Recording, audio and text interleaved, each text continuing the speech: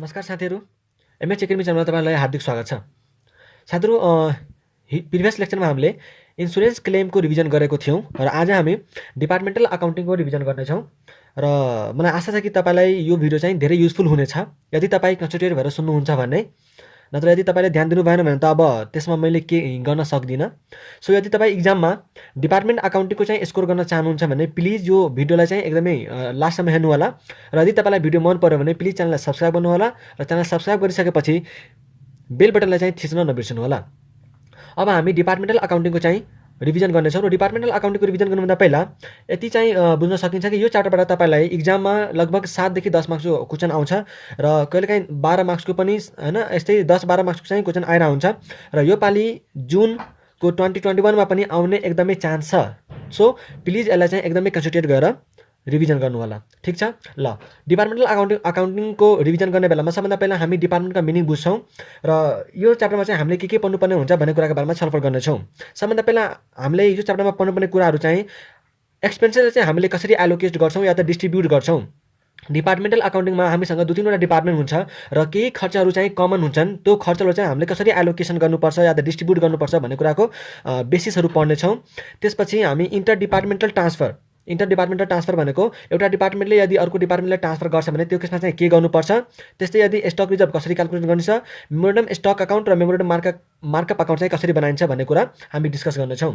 सबभन्दा पहिला हामी डिपार्टमेन्टको बारेमा बुझौँ। डिपार्टमेन्ट भनेको के हो भन्दाखेरि कुनै पनि अर्गनाइजेसनको एउटा युनिट या त हैन, एउटा युनिट या त पार्ट जसले चाहिँ एउटा पार्टिकुलर आइटममा डिल गर्छ या त एउटा पार्टिकुलर ग्रुप अफ आइटममा चाहिँ डिल गर्न सक्छ, ठीक छ। र प्रत्येक डिपार्टमेन्टको अकाउन्टिङ चाहिँ हामी छुट्टै गर्नेछौँ। जस्तै हामीसँग सपोज 3वटा डिपार्टमेन्ट छ भने त्यो 3वटै डिपार्टमेन्टको हामी छुट्टै प्रफिट निकाल्नेछौँ। किनकि हामीलाई के छ भन्दाखेरि यो डिपार्टमेन्टल अकाउन्टिङमा सबै जस्तै सपोज हामीसँग 3वटा डिपार्टमेन्ट छ भने हामी यो 3वटै डिपार्टमेन्टको छुट्टै प्रफिट निकाल्छौँ र हामीलाई बल्ल थाहा हुन्छ कि यो डिपार्टमेन्टले कस्तो काम गरिरहेछन्, यसले कसरी गरिरहेछन् र यसले कसरी गरिरहेछन्। किनकि हामीसँग 3वटै डिपार्टमेन्टको पर्फर्मेन्स थाहा हुन जरुरी छ।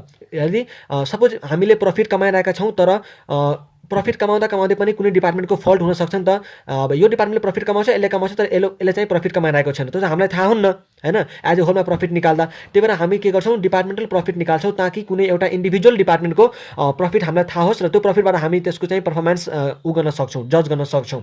त्यस्तै डिपार्टमेन्टको मिनिङ हामीले गरिसक्यौँ र डिपार्टमेन्ट हामीसँग 2टा हुन्छ, एउटा हुन्छ प्रोसेसिङ डिपार्टमेन्ट र अर्को हुन्छ रिटेल डिपार्टमेन्ट। प्रोसेसिङ डिपार्टमेन्ट भनेको कस्ता हुन्छन् भन्दाखेरि जस्तै हामीले अहिले कुरा गऱ्यौँ नि, A department, B department, C department र डी डिपार्टमेन्ट। सपोज हामीसँग 4वटा डिपार्टमेन्ट छ भने यसले के गर्छ भन्दाखेरि यो ए डिपार्टमेन्टले चाहिँ केही कुनै सामान हुन्छ हैन, जुन सामान चाहिँ तपाईँलाई प्रोसेसमा बन्छ भनेपछि यसले के गर्छ, त्यो सामानको चाहिँ एउटा 2टा इनपुट चाहिँ हालिदिन्छन्, त्यसपछि यसले बीलाई ट्रान्सफर गरिदिन्छ।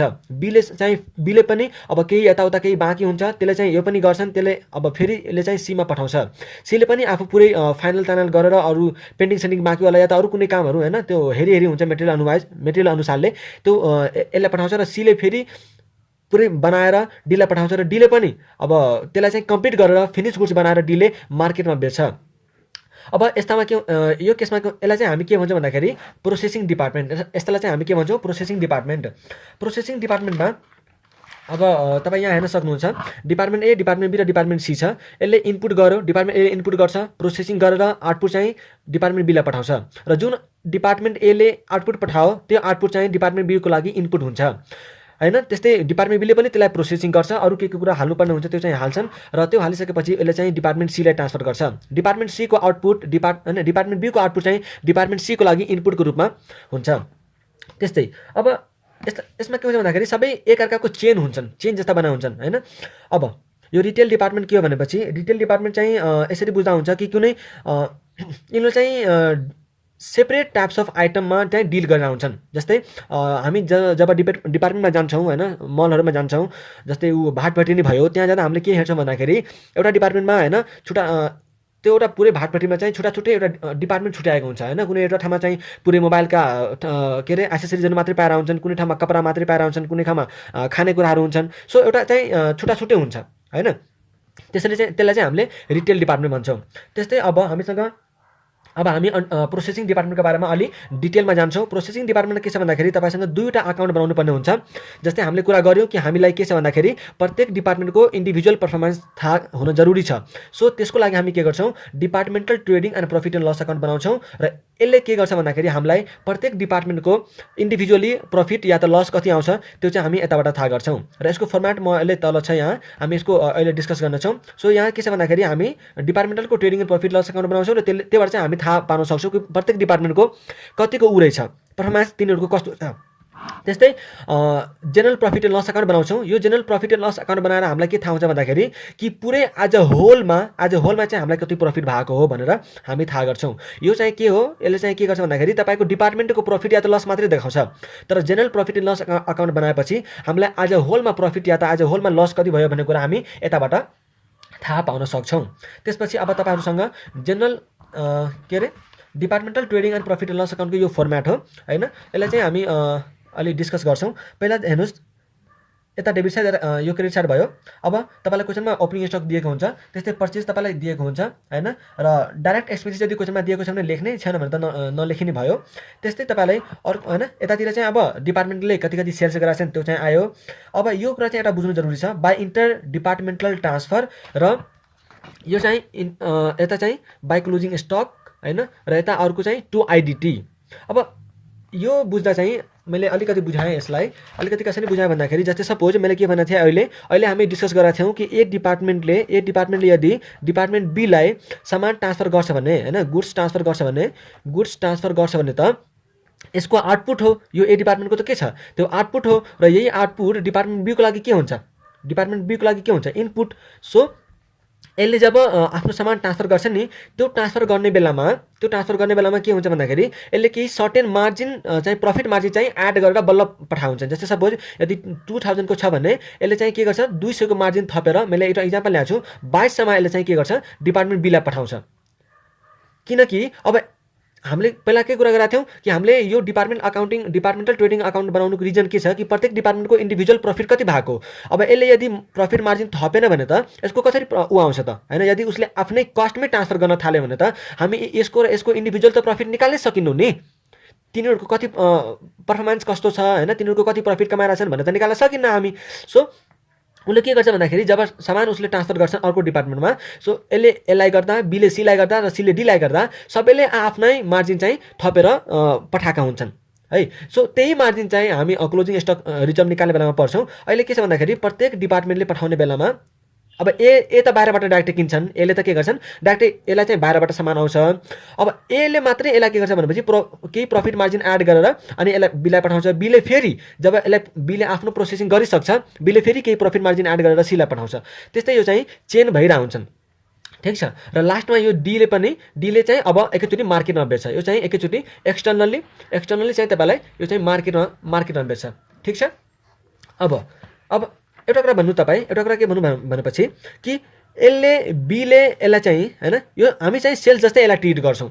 यसले आफ्नो सामानलाई आउटपुटलाई यदि प्रफिट मार्जिन एड गरेर होइन 200 को प्रफिट एड गरेर यदि पठाउँछ भने त यसको लागि के भयो, यसको लागि के भयो सेल्स जस्तै भयो कि भएन तपाईँ आफै सोच्नुहोस् त। यसको लागि चाहिँ यो सेल्स जस्तै भयो कि भएन, भयो। र बीको लागि के जस्तो भयो त पर्चेज जस्तो भयो कि भएन, बीको लागि के जस्तो भयो पर्चेज जस्तै भयो। त्यही भएर हामी जुन डिपार्टमेन्टले पठाउँछ होइन त्यो डिपार्टमेन्ट चाहिँ यतातिर भनेपछि यसरी बुझौँ न ल। जुन डिपार्टमेन्टले पठाउँछ त्यसको लागि के हुन्छ सेल्स, त्यसको लागि के हुन्छ सेल्स भनेपछि सेल्स कता आउँछ त यतातिर। सो हामी बाई आइडिटी लेखेर कुन डिपार्टमेन्टले पठाएको हो त्यसको लागि सेल्स भयो भनेपछि त्यसमा लेख्ने होइन। त्यस्तै त्यो अब यो आइडिटी पठाएको त अर्को डिपार्टमेन्टको लागि के हुन्छ पर्चेज हुन्छ। एउटा डिपार्टमेन्टको लागि सेल्स भनेको अर्को डिपार्टमेन्टको लागि पर्चेज, हामीले अहिले कुरा नै गरेका थियौँ। ए को लागि सेल्स भनेको बी को लागि पर्चेज भयो भनेपछि एकोमा गएर के लेख्ने बाई आइडिटी र एकोमा चाहिँ सेल्स भयो। त्यस्तै यतातिर आएर टु आइडिटी लेख्ने, डेबिट साइडमा यहाँ टु आइडिटी लेख्ने र कसले पाएको हो होइन जसलाई पठाएको छ त्यसको लागि त पर्चेज भयो। सो त्यसलाई चाहिँ हामी डेबिट गरिदिन्छौँ, ठिक छ। यति गरिसकेपछि तपाईँ यहाँ ग्रस प्रफिट निकाल्न सक्नुहुन्छ। ग्रस प्रफिट निकालिसकेपछि तपाईँलाई यहाँ चाहिँ अब कमन प्रोपोर्सनेट एक्सपेन्सेस यति चाहिँ हामीले ग्रस प्रफिट निकाल्यो, ट्रेडिङ हाम्रो सक्यो। अब हामी के गर्छौँ यहाँबाट प्रफिट एन्ड लस अकाउन्ट बनाउँछौँ। प्रफिट एन्ड लस अकाउन्ट बनाउने बेलामा हामी के गर्छौँ पहिला यताको ग्रस प्रफिटलाई यता ट्रान्सफर गर्छौँ, यताको ग्रस लसलाई यता चाहिँ ट्रान्सफर गर्छौँ। त्यसपछि हामी के लेख्छौँ यहाँ टु कमन अपोर्सनेबल एक्सपेन्सेस भनेपछि त्यस्ता खालका खर्चहरू जसलाई हामी डाइरेक्टली एलोकेट गर्न सक्छौँ। जस्तै मैले तपाईँलाई भने स्यालेरी हामीसँग तीनवटा डिपार्टमेन्ट छ ए बी र सी, ठिक छ। हामीसँग कतिवटा डिपार्टमेन्ट तीनवटा डिपार्टमेन्ट छ र मैले के भने भन्दाखेरि कि स्यालेरी हाम्रो टोटलमा चाहिँ कति छ भन्दाखेरि 25,000 साली हाम्रो टोटलमा 25,000 छ तर यो डिपार्टमेन्टको यो डिपार्टमेन्टको चाहिँ हामीलाई थाहा छैन भनेपछि यो 25,000 लाई चाहिँ तपाईँ कसरी एलोकेट गर्न सक्नुहुन्छ त हामीसँग एउटा तरिका हुन सक्छ नम्बर अफ इम्प्लोइजको अनुसारले कि यो डिपार्टमेन्टमा कतिजना मान्छे काम गर्छन् एमा चाहिँ कतिजना काम गर्छन् र यो डिपार्टमेन्टमा कतिजना काम गर्छन् त्यसको अनुसारले चाहिँ त्यसलाई हामी बेसिस मानेर के गर्न सक्छौँ एलोकेट गर्न सक्छौँ हो कि हैन सो यस्तै खालका खर्चहरू चाहिँ हामी एपोर्सनेबल एक्सपेन्सेस भन्छौँ यस्ता खालका एक्सपेन्सेसहरू के भन्छौँ हामी एपोर्सनेबल एक्सपेन्सेस भन्छौँ जसलाई चाहिँ हामी कुनै एउटा बेसिसमा त्यसलाई एलोकेट गर्न सक्छौँ ठीक छ त्यस्तै यदि सपोज अरू अब कुन खर्चलाई चाहिँ कुनको बेसिसमा गर्ने त्यो हामी अहिले डिस्कस गरि नै हाल्छौँ जस्तै स्यालेरी चाहिँ हामी नम्बर अफ इम्प्लोइजमा गऱ्यौँ त्यस्तै यदि रेन्ट आयो भने केमा गर्छौँ हामी तपाईँ आफै लजिक लाउनु त रेन्ट आयो भने के को उमा गर्छौँ हामी के को बेसिसमा गर्छौँ हामी रेन्ट यदि 20,000 छ सपोज ल यसलाई हामी कसरी गर्छौँ यसलाई कसरी हामी एलोकेट गर्छौँ यसको एउटा तरिका हो यसले कति एरिया कभर गराएको छ यसको चाहिँ कति एरिया कभर गराएको छ र यसको चाहिँ कति एरिया कभर गराएको छ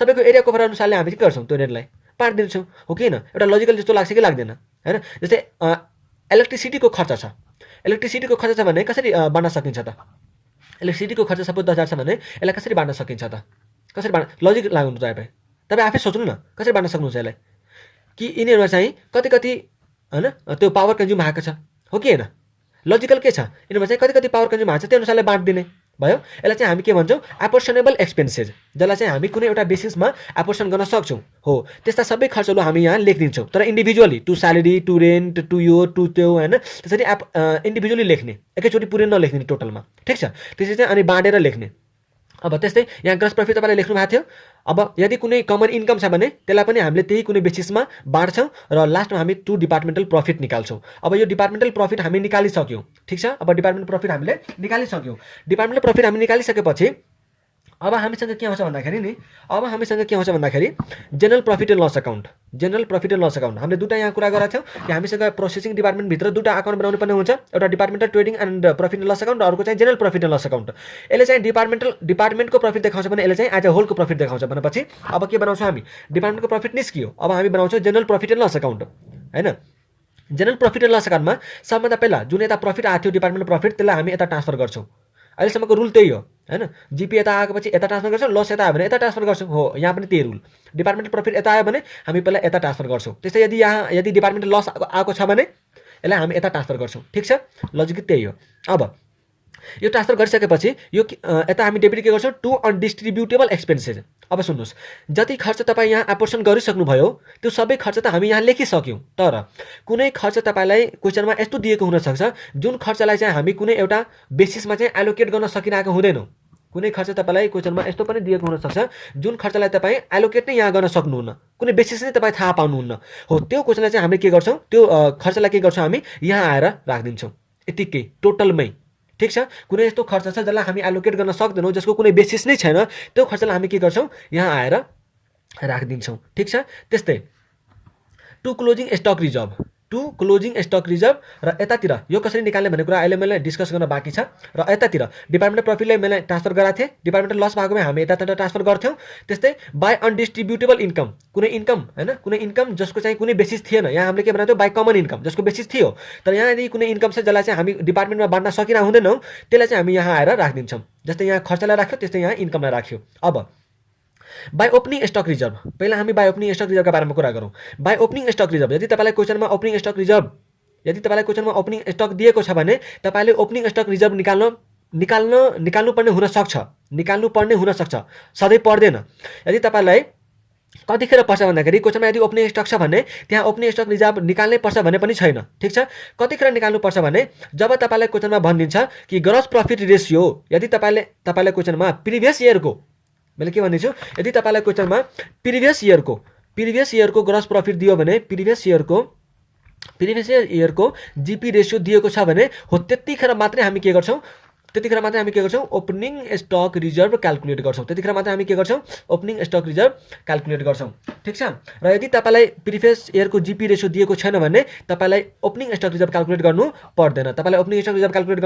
पर्दैन र कहिलेकाहीँ के हुन्छ भन्दाखेरि तपाईँलाई ओपनिङ स्टक रिजर्भ चाहिँ क्वेसनमै दिएको हुन्छ अब क्वेसनमा दिएको छ भने त ठ्याक्ठ्याक्कै जे दिएको छ त्यही चाहिँ यहाँ लेख्न सकिनै हाल्यो ठीक छ यो सक्यो अब हामी क्लोजिङ स्टक रिजर्भका बारेमा कुरा गर्छौँ तर यो क्लोजिङ स्टक रिजर्भ के हो भन्दाखेरि यसलाई अर्को नामले पनि भन्छ क्लोजिङ स्टक रिजर्भलाई अनरियलाइज्ड प्रॉफिट पनि भन्छ जस्तै म एउटा तपाईँलाई इक्जाम्पल दिन्छु अनि त्यो इक्जाम्पलबाट हामी क्लियर हुन्छौँ है। त्यो इक्जाम्पलबाट हामी के हुन्छौँ, क्लियर हुन्छौँ। जस्तै सपोज यो घरमा हैन, यो चाहिँ तपाईँको फ्यामिली हो, यो चाहिँ तपाईँको फ्यामिली हो। अब यो फ्यामिलीमा एउटा ए भन्ने मान्छे छ, बी भन्ने मान्छे छ र सी भन्ने मान्छे छ, ठिक छ। अब एले बाहिरबाट कुनै सामान सपोज 200 मा किन्यो, कतिमा किन्यो, 200 मा किन्यो। एले 200 मा सामान किनेपछि एले के गर्यो भन्दाखेरि नि बीलाई गएर के भन्छ भन्दाखेरि कि मैले यो सामान चाहिँ मोबाइल, सपोज ल मोबाइल मैले किने है, इक्जाम्पल मोबाइल मैले 200 मा किने। अब त्यो मोबाइललाई एले के गर्छ भन्दाखेरि यहाँ तपाईँ डिपार्टमेन्टलाई चाहिँ कनेक्ट गर्न सक्नुहुन्छ है। अब यो ए भन्ने मान्छेले 200 मा मोबाइल किनेपछि यसले के गर्छ, आफ्नो भाइ बीलाई 220 मा बेचिदिन्छ। अब एले त के भनेर कराउँछ कि मैले कति रुपियाँ प्रफिट कमाएँ, 20 रुपियाँ प्रफिट कमाएँ, मैले कति प्रफिट कमाएँ, 20 रुपियाँ प्रफिट कमाएँ। त्यस्तै बीको हैन, यो यसको चाहिँ अर्को पनि भाइ छ एउटा सी भन्ने। बीले अब के गर्छ भन्दाखेरि ओहो मैले त 220 मा किने, अब के गर्छु भन्दाखेरि म आफ्नो सानो भाइलाई चाहिँ 250 मा बेचिदिन्छु नि। कतिमा बेचिदिन्छु, 250 मा बेचिदिन्छु र मैले कति प्रफिट कमाउँछु, 30 रुपियाँ। यसले कति प्रफिट कमाउँछ, बीले 30 रुपियाँ, यसले कति प्रफिट कमाउँछ, 20 रुपियाँ। अब सीले के गर्यो भन्दाखेरि नि, सीले के गर्यो, यो त एउटै फ्यामिलीको मान्छे हो नि त सबै। अब सीले के गर्छ, यसले त यसको लागि, सीको लागि त 250 के हो, कस्ट हो। अब सीले के गर्छ, मार्केटमा 300 मा बेचिदिन्छ। अब सीले के भन्छ त, मैले कति प्रफिट कमाएँ, 50 रुपियाँ। अब तपाईँलाई हेर्दा त के लाग्छ भन्दाखेरि यो एले प्रफिट कति कमाएको हो, 20, बीले कति कमाएको हो, 30, सीले कति कमाएको हो, 50। टोटलमा त प्रफिट कति आयो, 20, 30, 50 प्लस 100। टोटलमा प्रफिट कति आयो त, 100। तर तपाईँ आफै एकचोटि लजिकल लगाउनु के मैले यदि भने, यो त डिपार्टमेन्ट वाइज हेर्ने हो भने त 20, 30, 50 कमाएको हो। तर यदि सबलाई आज होलमा हेर्ने हो भने त के वास्तवमै 100 रुपियाँ प्रफिट आएको हो त। यदि मैले सोधेँ कि यो फ्यामिलीमा कति आज होलमा प्रफिट कति कमाएको हो त, ल यो भाइले चाहिँ 20 रुपियाँ प्रफिट कमायो होला, यो भाइले चाहिँ 30 रुपियाँ प्रफिट कमाएको होला, यसले चाहिँ 12 बेचेर 50 रुपियाँ प्रफिट कमायो। तर आज होलमा यो पुरै फ्यामिलीमै कति प्रफिट आयो त, के तपाईँ भन्न सक्नुहुन्छ? तपाईँ आफै लजिकल लाउनु त, के पुरै आफ्नै दाजुभाइहरूमा सामान बेच्दा के त्यसको घरमा प्रफिट आएको हो कि होइन? तिनीहरूले के गरेका छन् त, आफ्नै भाइबाट पैसा ल्याएछन्। अब त्यो पैसा त घरमै छ नि त, जुन उबाट प्रफिट लिएको हो त्यो पैसा पनि घरमै छ, यताबाट लिएको पनि ऊ पैसा घरमै छ। भनेपछि प्रफिट अहिलेसम्म उसको बढा छ कि छैन? छैन बढेको, कहाँ बढा छ? तर एउटै घरको मान्छे छ, एउटै घरमा उबाट उलिरहेछन्, यताबाट घट्यो उताबाट बढ्यो, यताबाट घट्यो यताबाट बढ्यो, जहाँबाट गए पनि त टोटलमा त आखिर त्यति नै बस्ने हो कि होइन? सपोज उसँग 200 पैसा थियो र यसले चाहिँ आफ्नो 20 रुपियाँ दियो भनेपछि यता 20 रुपियाँ गयो र उसको त घट्यो नि त होइन? सो के भइरहेछ, यो चाहिँ बराबर भइरहेछ नि त। सो यसको एक्चुअल प्रफिट कति हो, यसले एक्चुअलमा प्रफिट कति कमाएको त? यसको जुन 250 रुपियाँ छ, यसले चाहिँ जुन 220 मा बेचा छ, यसमा 20 उसको प्रफिट मार्जिन हो कि होइन? हो। यसले जुन 250 मा यसलाई बेचा छ त्यसमा 30 रुपियाँ प्रफिट यसको मार्जिन इन्क्लुड छ कि छैन? छ। भनेपछि हामी अब यदि जेनरल प्रफिट लस अकाउन्टमा हामी के बनाउन लाग्छौँ यहाँ कि आज होलमा कति प्रफिट आएको हो नि त, आज होलमा कति प्रफिट आएको हो। तर यहाँ त के छ, आफ्नै घरको मान्छेले प्रफिट कमाएका रहेछन्, त्यो प्रफिट त आज होलमा प्रफिट छैन, एक ठाउँबाट घटेर अर्को मान्छेको बढा छ। यो त हाम्रो आज होलको प्रफिट छैन नि त। त्यो हामी के गर्छौँ, त्यो जुन प्रफिट हामीले रियलाइज गरेका छैनौँ त्यसलाई चाहिँ हामी घटाइदिन्छौँ अनि बल्ल हाम्रो के आउँछ, ओभरअलमा प्रफिट आउँछ। जुन प्रफिट हामी कमाएका छैनौँ, जुन हाम्रो घरको एक्चुअल प्रफिट नै होइन आज होलमा, त्यो प्रफिटलाई हामी घटाउँछौँ। अनि जुन हाम्रो बाहिरबाट आएको, एक्चुअलमा कति आएको बाहिरबाट त, 50 रुपियाँ आएको हो नि। एक्चुअल प्रफिट हाम्रो यो हो नि त, एक्चुअल प्रफिट कहाँबाट आएको, 50 रुपियाँ बढी यहाँबाट आएको हो नि त। यो पैसाहरू त घरमै यताबाट यता भइरहेको थियो, तर बाहिरबाट कति आएको, 50 रुपियाँ। एक्चुअल प्रफिट त हाम्रो यो हो नि त। हो, त्यसरी हामी यो त हामीले ठ्याक्ठ्याक्कै नम्बर लेखिसक्यो, त्यही भएर तपाईँलाई थाहा छ। तर कसैमा त्यसरी त दिएको हुन्न, कसैमा तपाईँले निकाल्नु पर्ने हुन्छ कि यो डिपार्टमेन्टमा होइन, बीको डिपार्टमेन्टमा बीको क्लोजिङ स्टकमा ए को चाहिँ कति छ त प्रफिट नकमाएको। किनकि ए डिपार्टमेन्टले जब सामान पठाउँछन्, यसले के गर्छ भन्दाखेरि मैले भनेको थिएँ तपाईँलाई कि 2000 को सामानलाई चाहिँ 200 थपेर पठाउँछन्, 2200 मा पठाउँछन्। र लास्टमा यदि बीको क्लोजिङ स्टकमा कुनै सामान बच्यो भने त, ल सपोज मैले भने यहाँ कि 1000 रुपियाँको सामान बचेछ भने के यो 1000 मा डिपार्टमेन्ट एबाट आएको सामान पनि होला कि नहोला? होला। र यदि छ भने त यसमा पनि के छ, यसको जुन 2000 मा यसले 2200 पठाएको थियो भने र यसको जुन क्लोजिङ स्टक यति बाँकी छ, यसमा पनि यसको त केही न केही मार्जिन त इन्क्लुड होला नि त। त्यो मार्जिन हामी नघटाइन्जेल त ओभरअलमा कति प्रफिट आयो भन्ने कुरा हामी डिसाइड नै गर्न सक्दैनौँ। सो यो डिपार्टमेन्टको क्लोजिङ स्टकबाट हामीले के गर्नुपर्छ, यसको अनरियलाइज प्रफिट, यसको एको अनरियलाइज प्रफिट चाहिँ हामीले घटाउनुपर्छ अनि बल्ल हामी एज अ होलमा प्रफिट निकाल्न सक्छौँ। त्यस्तै बीले पनि सीलाई पठाएको हुन सक्छ, बीले पनि सीलाई पठाएको हुन सक्छ। अब सीको क्लोजिङ स्टकमा यदि कुनै सामान बस्यो भने त यहाँ के हुन सक्छ, एले पनि सीलाई पठायो र बीले पनि सीलाई पठायो भनेपछि यदि क्लोजिङ स्टक सपोज सीको चाहिँ 2000 छ भने यहाँ बीको पनि मार्जिन लुकेको हुन सक्छ र ए को पनि मार्जिन लुकेको हुन सक्छ। र जबसम्म यो हामी क्लोजिङ स्टकबाट बीको र ए को अनरियलाइज प्रफिट घटाउँदैनौँ तबसम्म हाम्रो एज अ होलमा प्रफिट कसरी थाहा हुन्छ, हुँदैन।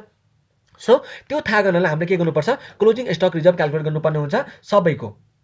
अब यहाँ एउटा कुरा के याद गर्नु भन्दाखेरि क्लोजिङ स्टक रिजर्भ त्यतिखेर मात्रै हुन्छ जब एउटा डिपार्टमेन्टले अर्को डिपार्टमेन्टलाई प्रफिट मार्जिन एड गरेर पठाएका हुन्छन्। के भने मैले एकदमै प्लिज कन्सन्ट्रेट है, प्लिज कन्सन्ट्रेट। एउटा डिपार्टमेन्टले जब अर्को डिपार्टमेन्टलाई प्रफिट मार्जिनमा यदि सामान पठाएको छ भने क्लोजिङ हैन पठाएको छ र यदि क्लोजिङ स्टक छ, अब छैन भने त उनी भएन हैन, क्लोजिङ स्टक छ र एउटा डिपार्टमेन्टले अर्को डिपार्टमेन्टमा यदि प्रफिट मार्जिन एड गरेर पठाएको छ भने त्यतिखेर मात्रै हामीले क्लोजिङ स्टक रिजर्भ निकाल्नुपर्ने हुन्छ। ठिक छ, क्लोजिङ स्टक रिजर्भ निकाल्नुपर्ने हुन्छ। र त्यस्तै यदि मैले भने तपाईलाई ल 2000 को सामान यसको ए को थियो र 2000 मै यदि बीलाई पठायो भने अब के यो क्लोजिङ स्टकको मार्जिन होला त? के मैले प्रफिट कमाएको हुँ? छैन। के मैले प्रफिट कमाएको छु? छैन। यदि मैले 2000 को सामानलाई 2000 मै यसलाई बेचे भने त कुनै प्रफिट नै एड गरेको छैन नि त, र प्रफिट एड गरेको छैन भने यसको क्लोजिङ स्टकमा त के प्रफिट छुप्ला र हैन। त्यही भएर यदि क्लोजिङ स्टक यदि मैले आइडिटी इन्टर डिपार्टमेन्ट ट्रान्सफर जुन हामीले पहिला डिस्कस गरेका थियौँ त्यसलाई यदि कस्टमा पठाएको छ भने त्यतिखेर पनि हाम्रो क्लोजिङ स्टक रिजर्भ हुँदैन।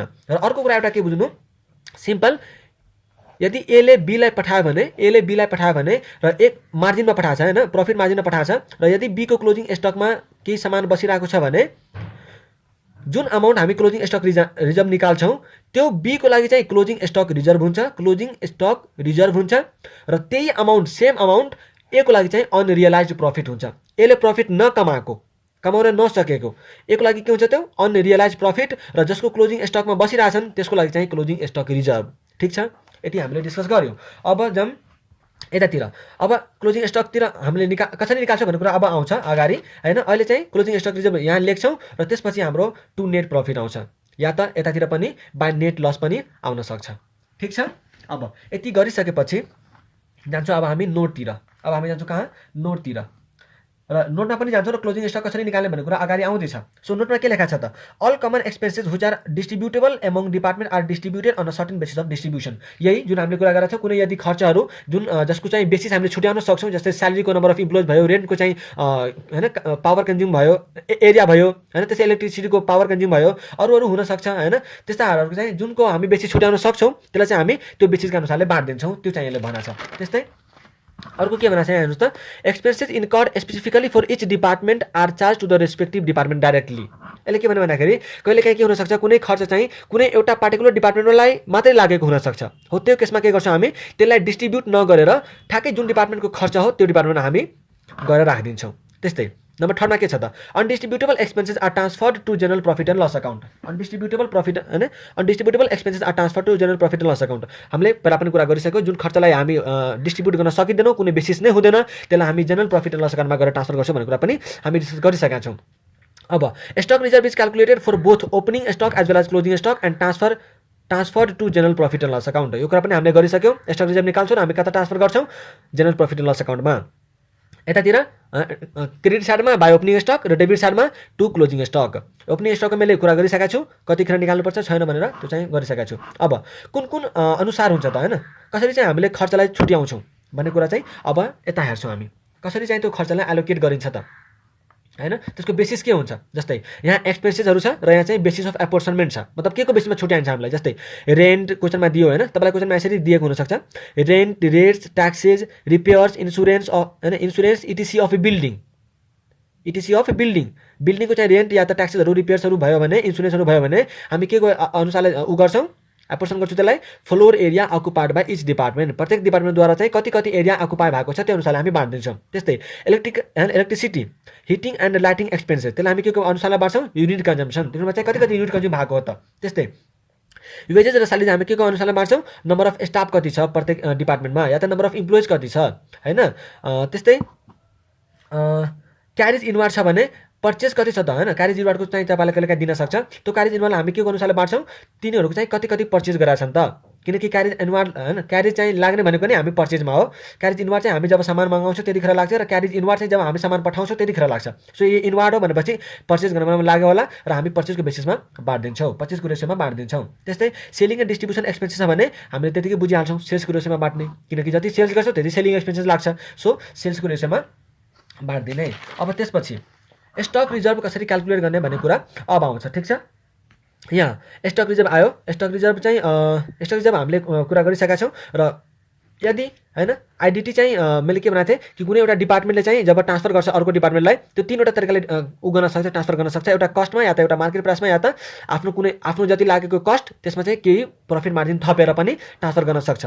त्यस्तै स्टक रिजर्भ कतिखेर निकालिन्छ त? स्टक रिजर्भ कतिखेर निकालिन्छ? जब मैले भनिसकेँ स्टक रिजर्भ कतिखेर निकालिन्छ भनेर, जब उसको क्लोजिङ स्टकमा प्रफिट मार्जिन हुन्छ र जब अर्को कुरा पनि हामीले के गरेका थियौँ हैन, जब उसको क्लोजिङ स्टकमा चाहिँ कातारे पुरानो डिपार्टमेन्टको चाहिँ क्लोजिङ स्टक रहिरहेको हुन्छ र एउटा डिपार्टमेन्टले यदि आइडिटी गराछ प्रफिट मार्जिन एड गरेर भने हैन। त्यस्तै कतिखेर चाहिँ स्टक रिजर्भ हुँदैन त? कतिखेर स्टक रिजर्भ हुँदैन त्यो पनि हामीले कुरा गरिसक्यौँ। यदि कस्टमा पठाएको छ भने त स्टक रिजर्भ हुँदैन र यदि क्लोजिङ स्टकमा त्यसको आइडिटी छैन भने, जुन हामीले पठाएको थियौँ त्यो क्लोजिङ स्टकमा पर्सेन्ट छैन भने हामीले स्टक रिजर्भ निकाल्नु पर्दैन। त्यस्तै अब हामी के निकाल्छौँ? स्टक रिजर्भ निकाल्छौँ। अब स्टक रिजर्भ कसरी निकाल्ने भन्ने कुरा चाहिँ यहाँ हेर्नुहोस्।